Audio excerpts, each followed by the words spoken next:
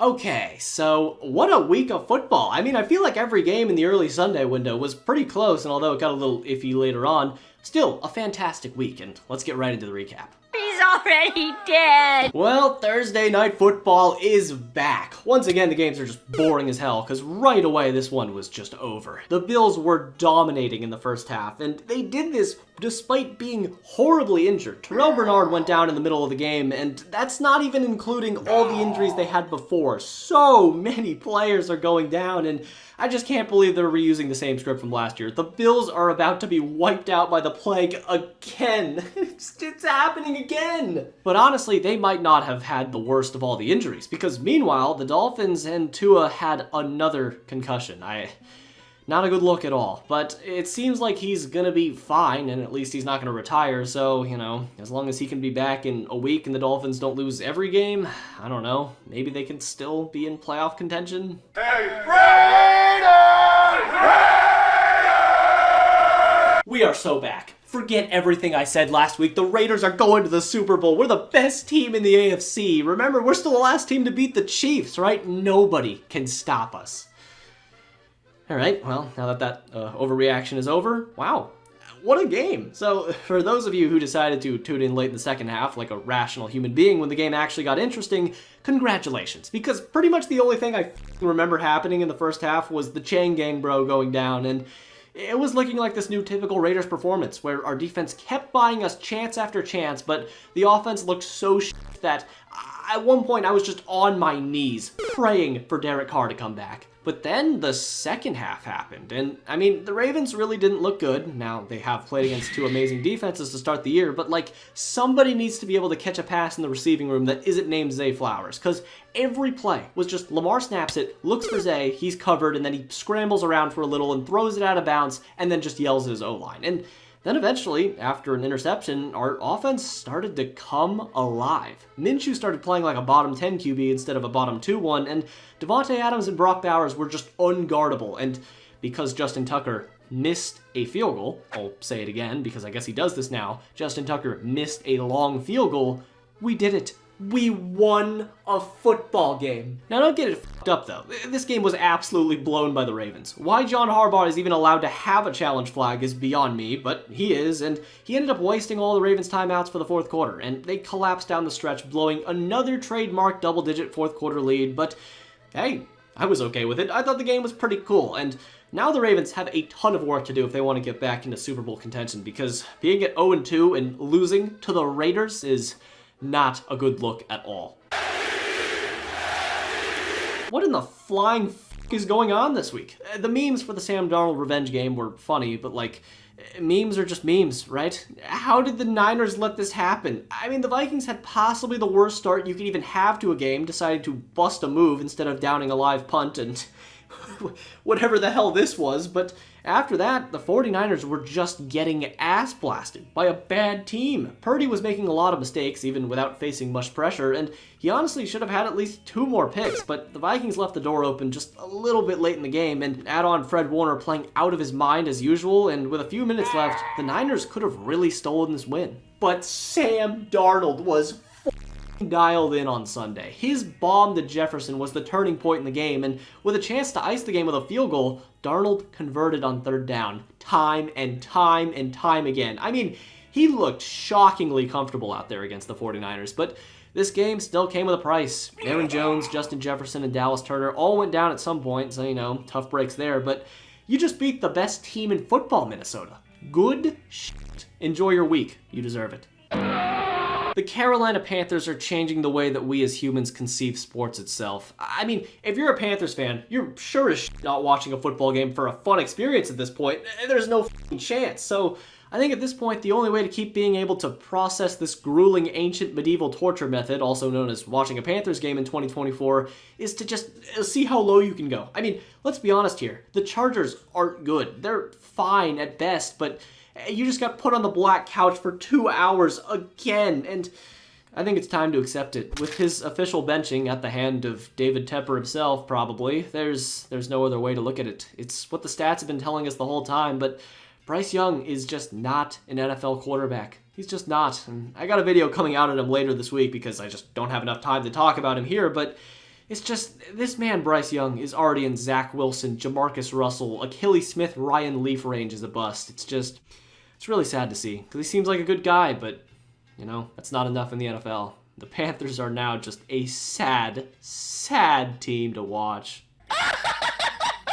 What in the Mark Mosley did we all just watch? A fucking kicker? A kicker was the difference as to why the Giants lost this football game? I mean, it's always funny every time a kicker gets hurt, especially when he was already hurt and then tore his hamstring on a tackle, but when it happens, it can really come back to f*** you, because while the Giants were forced to go for 2 every time and field goals were out of the equation, the Commanders only relied on field goals. They kicked 1, 2, 3, 4, 5, 6, 7 field goals and 0 touchdowns and won a football game versus a team that had 3 touchdowns, but this is why this is just so funny. The Giants didn't even look that terrible. Malik Neighbors is a target black hole for all the right reasons, and the O-line Daniel Jones-Wombo combo was fine enough too, but that still wasn't enough to beat the f***ing Commanders. Still though, in the long run, this is a good loss. 1 step closer to the 2nd overall pick, because, you know, Carolina's got the 1st spot clinched at this point, but I mean,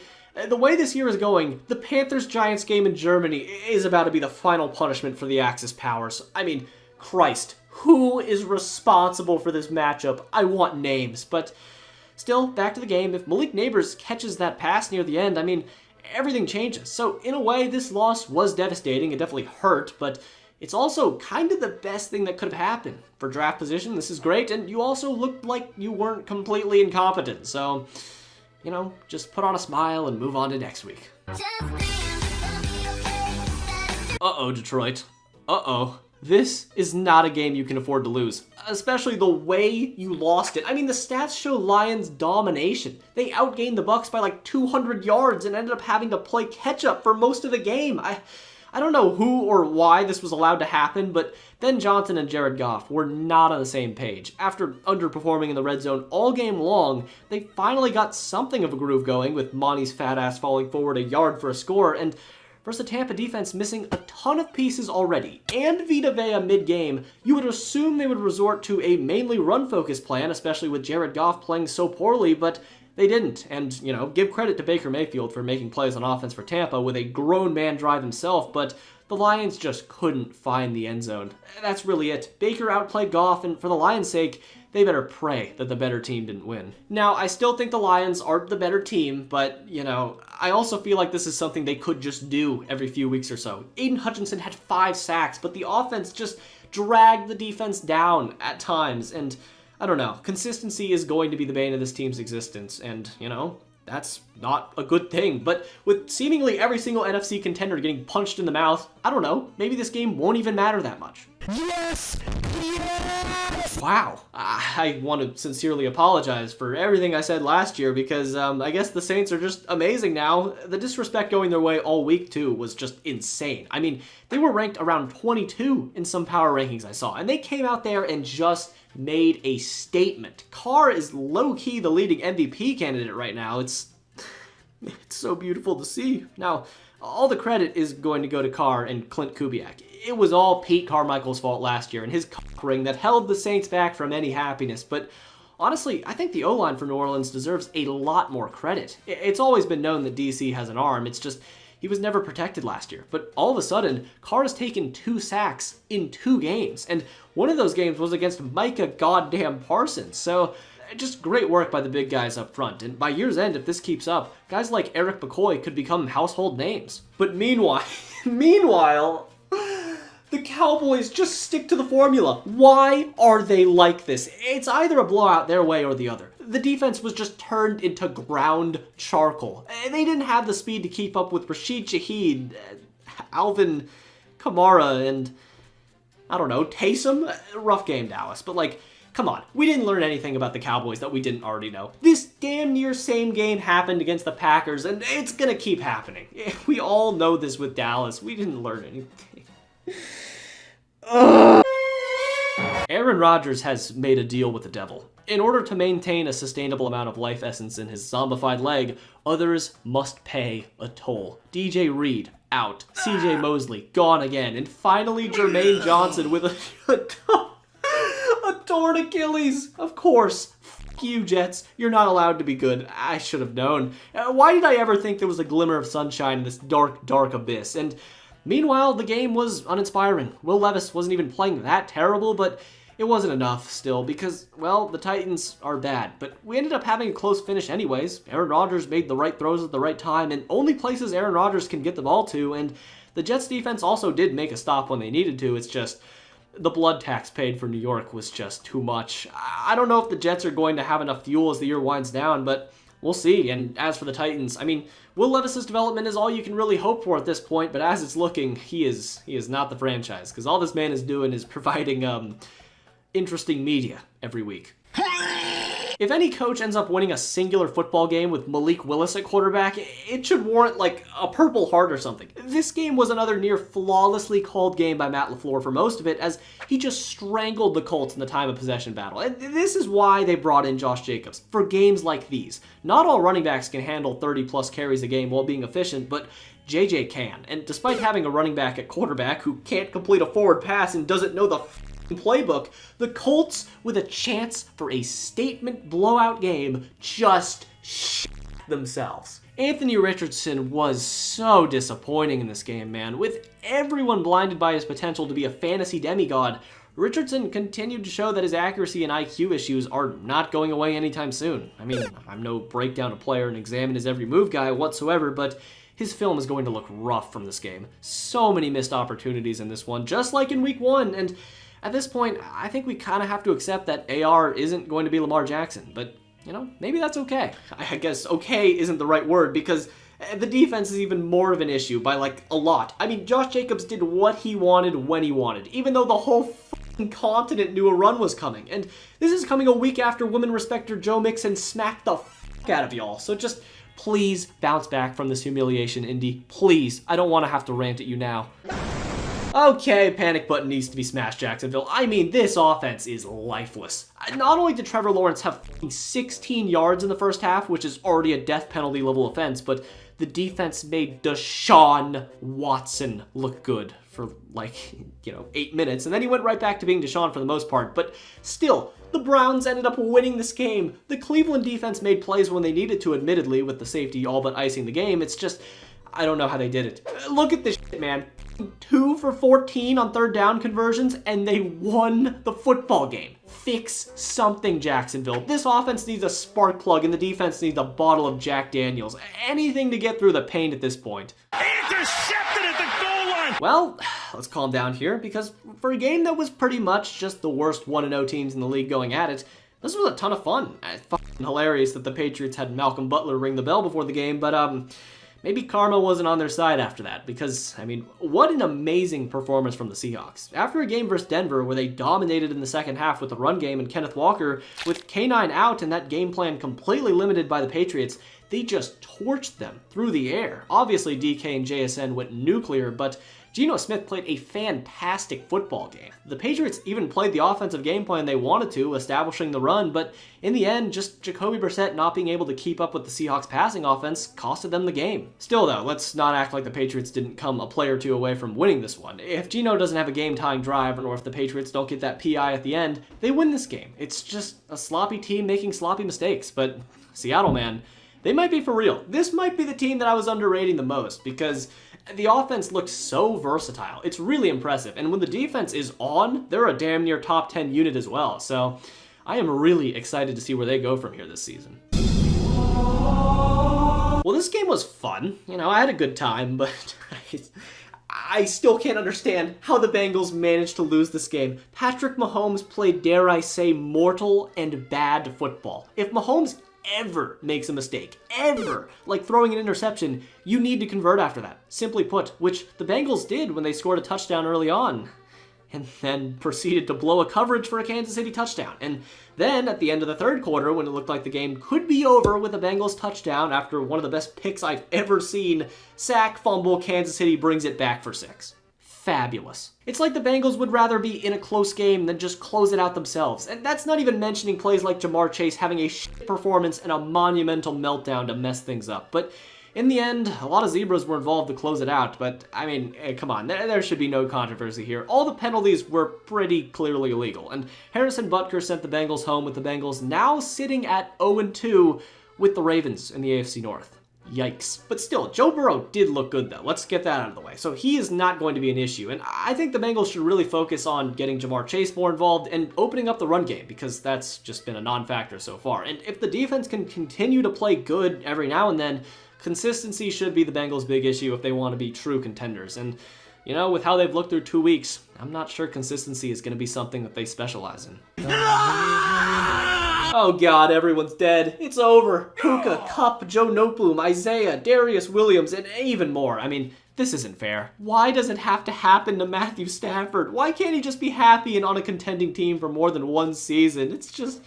It's evil. And with the Rams succumbing to the Great Plague, the Cardinals had themselves a game. Turns out the best wide receiver prospect we may have ever seen is pretty good at football, and Kyler Murray looked way more comfortable being able to scan the field and then make plays on the run with his legs. And I know his stats already look really great, but if the Rams kept it close and Marvin Harrison got some of those fades in the end zone, Kyler easily could have had 5 touchdowns. So although a bad defense plus a good offense at times definitely isn't a recipe for a good team, hey, it makes for a fun watch. So I'm excited to see where Arizona goes from here. Yeah, you know it.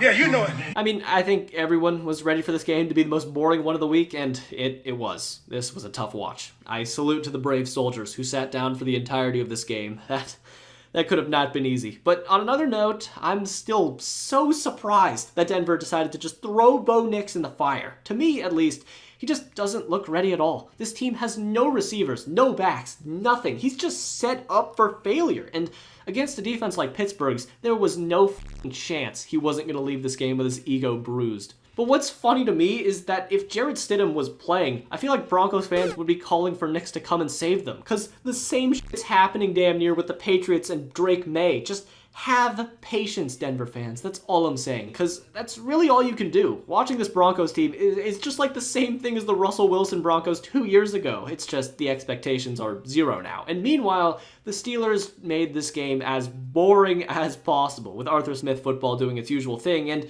it turns out that's enough to beat a bottom 5 football team. But hey, a win is a win. Why are we still here? Just to suffer. Well, I don't really know what I was expecting from this game, but I feel like this was kind of the only outcome that could have happened. Because Caleb Williams and CJ Stroud was not really a quarterback duel, it was sort of just who can fuck up more. Because Caleb Williams is still a little bit undercooked. But all the pieces are there. I mean, all the tools are on the floor, someone just needs to put them together. Caleb Williams is like a shoestring tackle away from making an amazing play all the time. And if he was able to get like 5 or 10 more yards on a few of his passes, he could have had some fantastic plays. But he's just not there yet. However, I don't think he's showing signs of being a major bust. And if he can develop to the NFL level like he will probably as the regular season goes on, the Bears should have themselves a very solid franchise quarterback for his floor. Still though, the Houston Texans deserve all the credit in the world. The defense was playing really well and giving Caleb a ton of problems all day long, and these are games that you just need to win as a contender. Like last week, the Texans keep closing things out, and they did this one without Joe Mixon for a majority of it, as he was out with a hip drop tackle thing, and CJ Stroud once again didn't go nuclear, and they won a game rather convincingly. So this is just more and more fuel to show that the Texans have a chance at the #1 seed in the AFC, so continue to keep it up, Houston. I'm very, very impressed. Patriots win the Super Bowl! Hey, I mean, all in all, what a perfect game to end the week. This game was fun from the first snap to the last. Now, the first half was a little bit boring at times, I will give you that, but still, these were two very good teams playing a little bit worse than they usually play, but they were still matching each other blow for blow, and it was just super fun to watch Bijan and Saquon go back and forth, and all the potential that both of these offenses have be put on full display. Sometimes. But eventually, as the game waned on, it seemed like Philly was just the better team and that the Falcons were going to fall into an 0-2 hole and in a division that is shockingly just super competitive now, with the Saints and Bucs looking like two of the best teams in the NFC. That's something they maybe could not recover from. But then the Eagles started to choke. The roles were reversed somehow, and the Falcons started showing some backbone. Despite Bijan Robinson getting contained somewhat, Kirk's pass to Ray McCloud on 4th down was enormous, and that erupted the Falcons' comeback. Now, they obviously would have lost the game if Saquon caught this ball, or if the Eagles just fucking ran it like a normal team, but you know, they still had to make plays, and Kirk ended up cooking the Eagles alive. He had himself an amazing game and a fantastic last-second drive where he went right down the field. Drake London absolutely burned Darius Slay, and a touchdown and a long extra point ended the game. Just a super fun game overall. I mean, there was also definitely some fights in the stands after that game on Monday, and we really just saw the potential of this Falcons team put out right in front of us. Once again, yes, the Eagles didn't play up to their standard, but the Falcons really, really looked good. So, you know, Falcons fans, it must feel good to be on the other side of a collapse. But before we end the video, it's time for the Tubfrog Discord Awards, where I turn to you, the people, to see what you thought were the best plays and players from Week 2. And without further ado, let's get this underway. And I asked what the best play from Week 2 was, and I know Justin Jefferson's play won by like a lot, and I'm not like shocked, but come on, man. Did you see that interception? That was inhuman. I would have given it to Cam Taylor-Britt, but, you know, whatever. And then I asked what the best game was from Week 2, and it was Falcons-Eagles by a lot, and I'm going to have to agree with that one. It was a fantastic game on Monday night, which is, you know, sort of rare. And then I asked what the best individual player performance was from Week 2, and Alvin Kamara is just, he's owning fantasy leagues at this point. I can't believe that he's as good as he is at his age, but he's still good. And then I asked what the worst team performance was from Week 2, and I can't believe the Panthers didn't win. Somebody overtook them, but congratulations, Dallas. You really earned this spot. And then I asked what the worst individual performance was from Week 2, and it came down to the wire. There was a lot of different options, but Bryce Young managed to squeak it out, and I just gotta say, as a Raiders fan who's now playing the Panthers and Andy Dalton in Week 3, I am absolutely terrified. And then I asked what the GOAT duck was, and there was a ton of options, but ultimately, the Gorilla Duck got it done. Definitely a top 3 duck of all time for sure. But anyways, if you like this video, then subscribe, because I got a lot of videos on the channel just like this one. And if you did like this video, then watch this video I did a few weeks back on the pain and misery of the Carolina Panthers. It's pretty good, trust me. And thanks to all my patrons for pledging $1. It truly does mean a lot. But anyways, until next time.